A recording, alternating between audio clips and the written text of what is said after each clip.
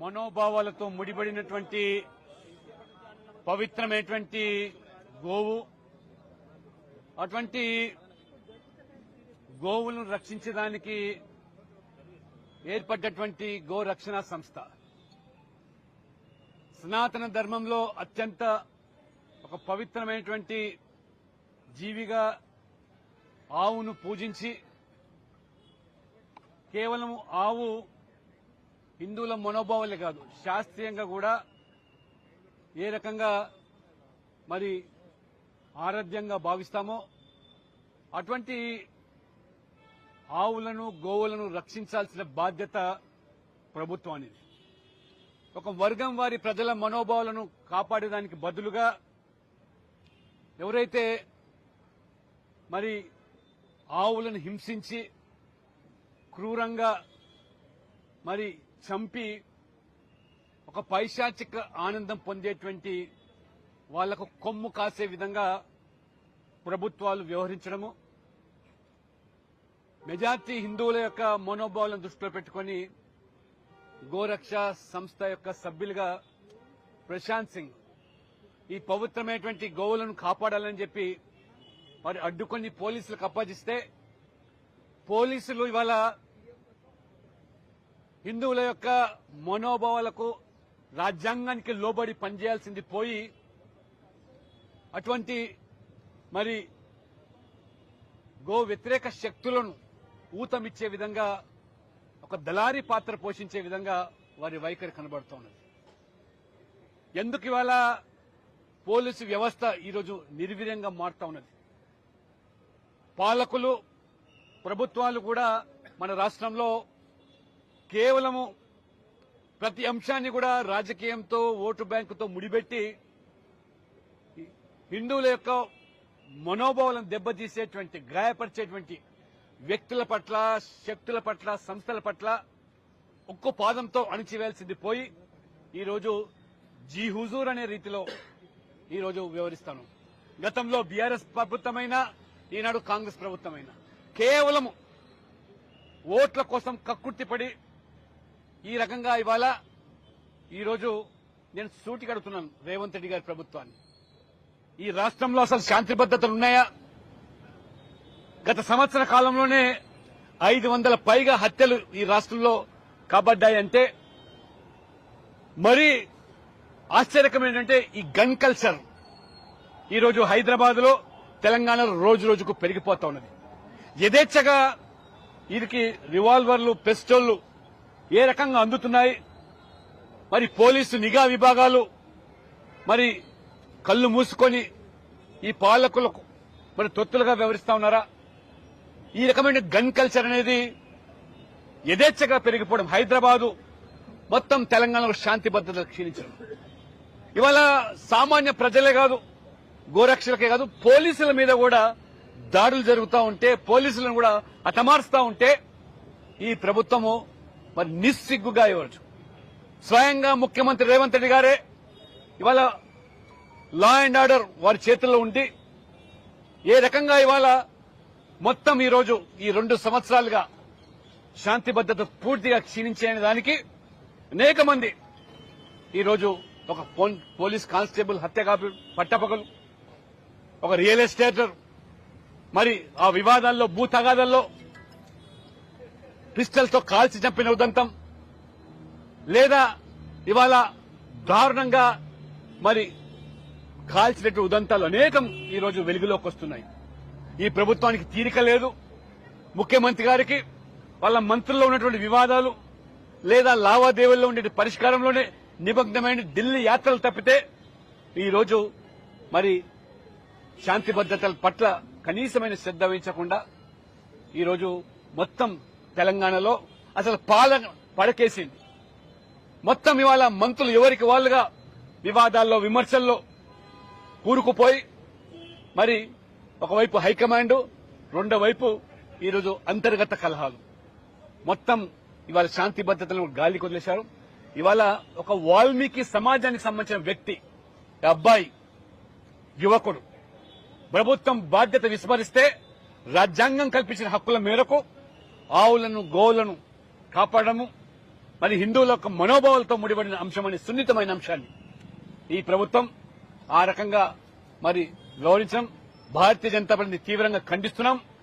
దోషులను కఠినంగా శిక్షించడమే కాదు, పోలీసులు కూడా దాన్ని మసిపూసి మాడికాయ చేసి ఇవాళ ఈ అబ్బాయి మీద నెపం నెట్టే ప్రయత్నం చేస్తున్నారు. మీరు చేయాల్సిన బాధ్యత ఆ రకంగా మరి వధశాలకు తరలించుతుంటే వందల సంఖ్యలో రోజువారీగా కాపాల్సిన బాధ్యత, ఆపాల్సిన బాధ్యత పోలీసులు దాన్ని విస్మరించి ఇవాళ ఏ రకంగా మరి ఎదురు దాడికి పూనుకునే విధంగా మరి ప్రభుత్వం గాని లేదా పాలకులు గాని పోలీసులు గాని వ్యవహరిస్తున్నారో కేవలం ఈ తెలంగాణలో ఈ రోజు కాంగ్రెస్ ప్రభుత్వం గాని గతంలో బీఆర్ఎస్ ప్రభుత్వం కానివ్వండి, ఈ బుజ్జగింపు చర్యలు ఈ మైనార్టీ ఓట్ల కోసం కక్కుర్తిపడి హిందువుల మనోభావాలు గాయపరిచే విధంగా వ్యవహరిస్తే సమాజం సహించదని, దీన్ని తీవ్రంగా ఖచ్చితంగా మూల్యం చెల్లించుకోవాల్సి వస్తుందని చెప్పి కూడా భారతీయ జనతా పార్టీ మేము హెచ్చరిస్తా ఉన్నాం.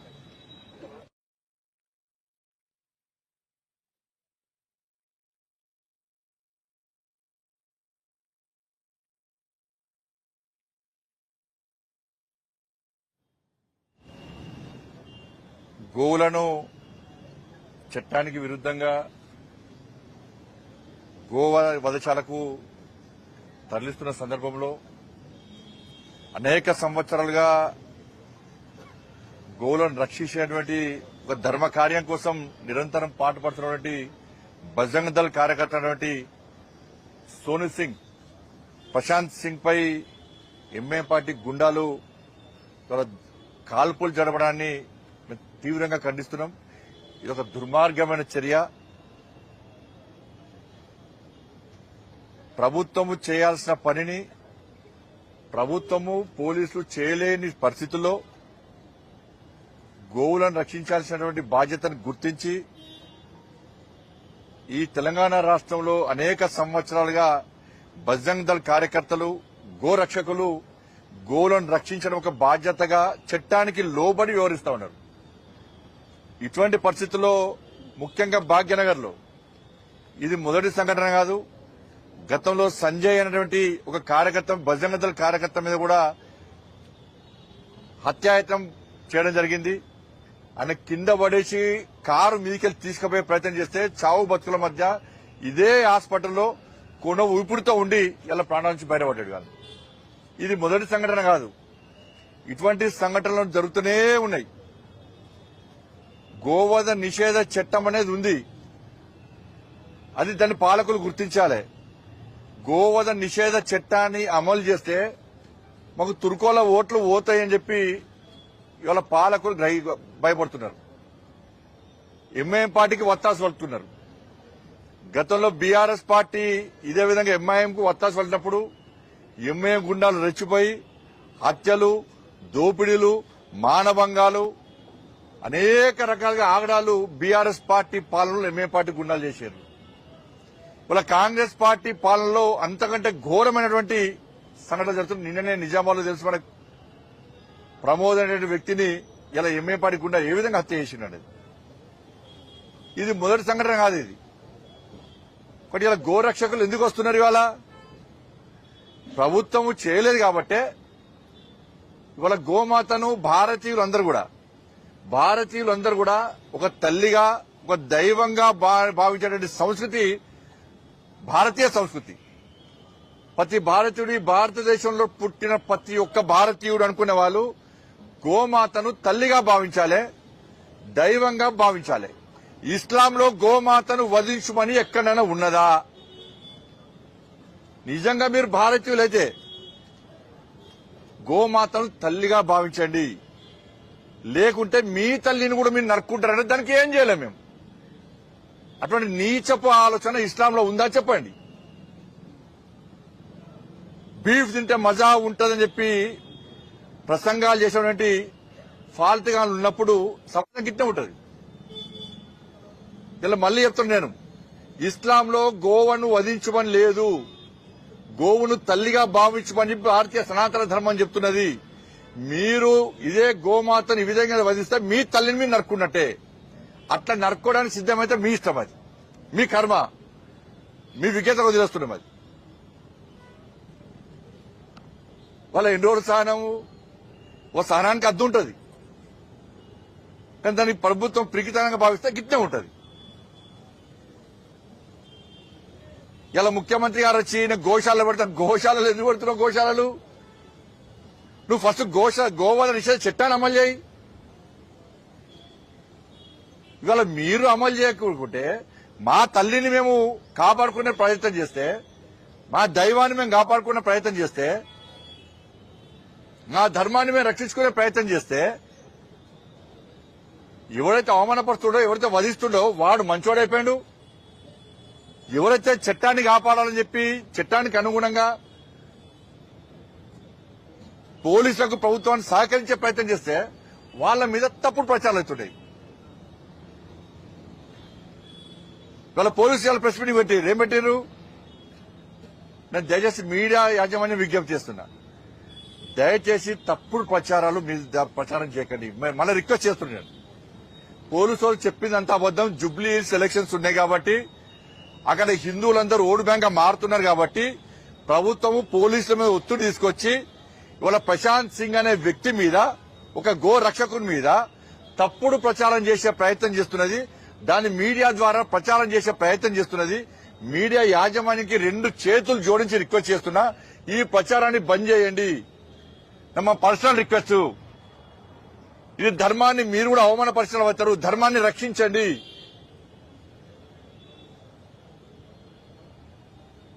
ఇలా సోను సింగ్ అనే వ్యక్తి 5 లక్షల కోసం ఆలోచించబడితే ఇలా పోలీసు వాళ్ళు అంటున్నారు. ఏమంటున్నారు? సోను సింగ్ వల్ల ₹1 కోటి నష్టం జరిగిందట ఆ ఫాల్తిగానికి. అంటే ₹1 కోటి వరకు దందా చేస్తుంటే పోలీసులు ఏం చేస్తారు? ఇవాళ ₹1 కోటి దందా నష్టం చేస్తారు. పక్క నష్టం ఏంది? ఈ పంత మరదంతరాలు. వ్యాపారానికి నష్టం వచ్చిందని పోలీసులు భావిస్తున్నారు. కానీ మనిషిని చంపి బుల్లెట్ ఎక్కడి నుంచి వచ్చింది? రివాల్వర్ ఎక్కడి నుంచి వచ్చింది? రివాల్వర్లు పెట్టి ₹1 కోటి దందా చేస్తున్నప్పుడు కూడా పోలీసుల చెక్ పోస్టులు ఏమైనాయి? పోలీసులు ఎందుకు పట్టించుకుంటలేరు? రివాల్వర్లు ఎక్కడి నుంచి వచ్చినాయి? నువ్వు రివాల్వర్ గురించి మాట్లాడు, కాల్పులు జరిపిన దాని గురించి మాట్లాడు. దాని గురించి మాట్లాడకుండా 5 లక్షలు డిమాండ్ చేసిందట, ₹1 కోటి దందా నష్టం చేసిందట, అందుకే కాల్పులు జరిపినట. అంటే నిందితులు సమర్థిస్తున్నారు మీద ఇలా మీ బతికెందుకే ప్రభుత్వం? మీదికి వచ్చి బొట్లు పెట్టి పూజ చేసుకున్నాడు. కేసీఆర్ కట్ట చేసిండు, రేవంత్ రెడ్డి గదే చేస్తున్నాడు. కేసీఆర్ గిరే గోవను పెట్టి పూజ చేసిండు యాగాలకు ముందు. గోవధను నిషేధించడం అమలు చేయబడి చేయలే. గోవులను వధిస్తే కూడా బజరంగ దళ కార్యకర్తలు దాడి చేస్తాడు. కేసీఆర్ పడుచుకోలే. పోయి పాపం తలిగింది, పాపం పండింది, ఫామ్ హౌస్ పడ్డాడు. ఇలా రేవంత్ రెడ్డి సర్కార్ గదే జరుగుతుంది. ఇవాళ మీరు ఓట్ల కోసం కక్కుర్తి పడితే, హిందువుల మనోభావాలు దెబ్బతీసే ప్రయత్నం చేస్తే, హిందువుల దైవాన్ని కించపరిచే ప్రయత్నం చేస్తే, హిందూ ధర్మాన్ని హేళన చేసే ప్రయత్నం చేస్తే, గో రక్షకులు అవమానపరిచే ప్రయత్నం చేస్తే, గో రక్షకులు తప్పుడు ప్రచారం చేసే ప్రయత్నం చేస్తే మీకు కేసీఆర్ కు పట్టిన గతి కంటే హీనంగా పడుతుంది విషయాన్ని గుర్తుంచుకోండి. అందుకే రోజుకో మంత్రి కొట్టాడుతున్నారు, ఓలుమోలు తిట్టుకుంటున్నారు. ప్రభుత్వం ఉంటుందా పోతుందా అనే పరిస్థితి వచ్చిందంటే గిదే పాపం తెలుతుంది. పాపం గిదే వెళ్తుంది. రాజకీయాలు చేసుకొని మీరు బయట వేసుకో, రాజకీయాలు తిట్టుకోరు, అదే విషయం. కానీ దైవానికి సంబంధించి ఒక గో రక్షకుడు పాపం ప్రాణాలు తెగించి కొట్టాడుతుంటే 5 లక్షల కోసం వచ్చిండు, ₹1 కోటి నష్టం చేసిండు, అయితే రివాల్వర్తో కాల్స్తారు. మేము పట్టుకుంటామంటున్నారు. మీరు పట్టుకుంటే మేము పట్టుకుంటాం. మీరు పట్టుకోకుంటే 24 గంటల లోపల మా వాళ్ళు పట్టుకోవడానికి రెడీ అయ్యారు. 24 గంటల లోపల మీరు పట్టుకోకుంటే పోలీసు వాళ్ళు మేము పట్టుకున్నాం 24 గంటల లోపల అనుకుంటున్నారు. మీరు ప్రశాంతంగా పట్టుకున్నారు. మా వాళ్ళు రెడీ అయ్యారు. ఎట్లా పట్టుకోవాలో, ఏ విధంగా గుణపాఠం చెప్పాలో మేము రెడీ అయ్యాం. మా వాళ్ళు రెడీ అయ్యారు. మేము చేతులు ముడుచుకొని కూర్చోలే.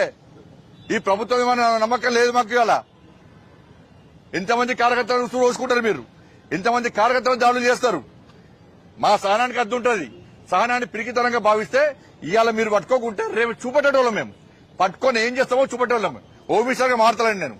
హోమ్ మినిస్టర్ అయినా ఇంకా బాధ అయితే చెప్తున్నాం అంటే ఇలా ఎంత ధర్మాన్ని ఏలనేసే విధంగా, ఒక ధర్మ రక్షకులు అవమానపరిచే విధంగా మీడియా మాధ్యమాల ద్వారా ప్రెస్ మీటింగ్ పెట్టి పోలీసులు చెప్తున్నారంటే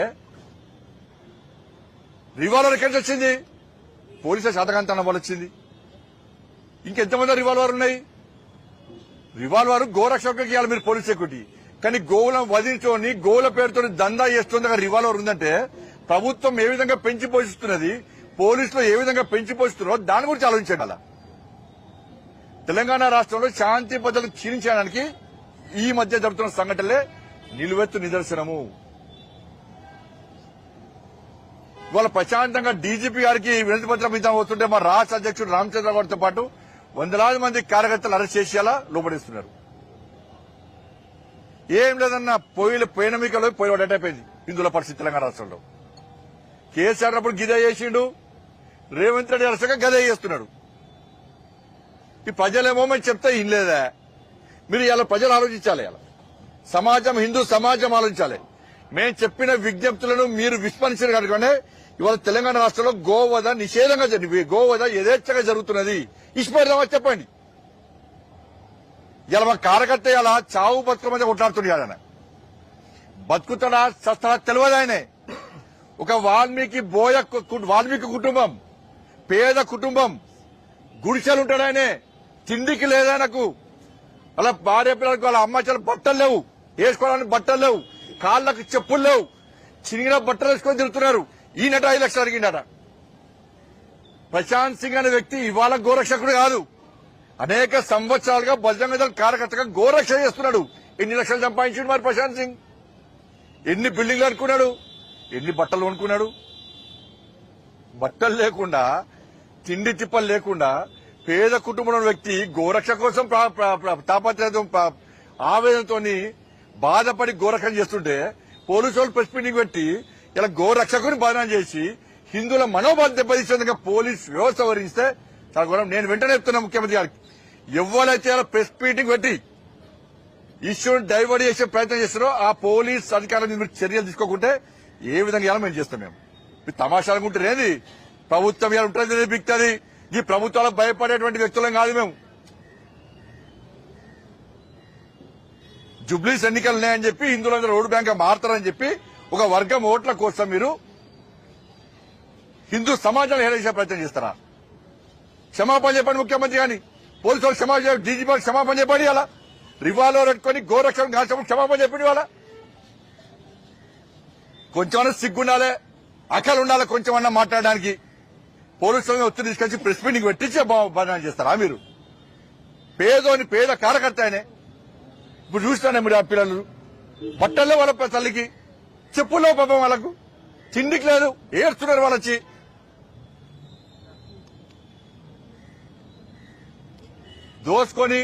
వాళ్ళు దోసుకున్నారు, వీళ్ళు దోసుకున్నారు. కాబట్టి మళ్ళీ నేను హెచ్చరిస్తున్న ప్రభుత్వాన్ని, తప్పుడు ప్రచారం బంద్ చేయండి. మీరు ప్రభుత్వం వెంటనే పోలీసు వాళ్ళు వాళ్ళ వ్యాఖ్యలు వెనక తీసుకోవాలి. మీరు క్రియేట్ చేసి వాళ్ళతో స్టేట్మెంట్ ఇప్పిస్తే హిందూ సమాజం నమ్మదు. దాని మీద వెంటనే పోలీసు అధికారుల మీద చర్యలు తీసుకోవాలని చెప్పి వాళ్ళ భారతీయ జనతా పార్టీ డిమాండ్ చేస్తా ఉన్నది.